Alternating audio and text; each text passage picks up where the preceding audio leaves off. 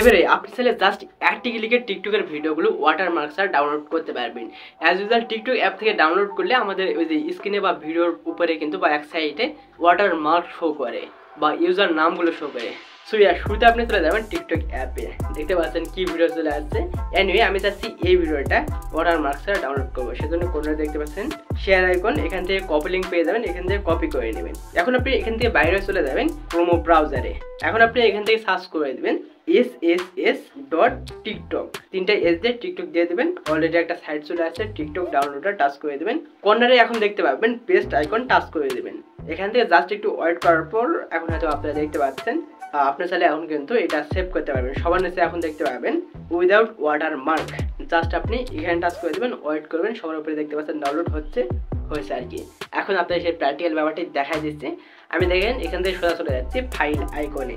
Already আপনারা হয়তো দেখতে পাচ্ছেন যে আমার ভিডিওর কোনো অংশে কিন্তু ইউজার নাম বা ওয়াটারমার্ক নেই আর কি। সো আপনি চাইলে কিন্তু জাস্ট একটি ক্লিকেই ওয়াটারমার্ক ছাড়া টিকটকগুলো ডাউনলোড করতে পারছেন। ব্যাপারগুলো আপনাদের কেমন লাগলো একটু কমেন্টে জানিয়ে দিন, আর একটু চ্যানেলটিকে সাবস্ক্রাইব করতে হচ্ছে ভাই লোক। সবাই ভালো থাকবেন, সুস্থ থাকবেন, আমাদের একটু দোয়া করবেন। আল্লাহ হাফেজ।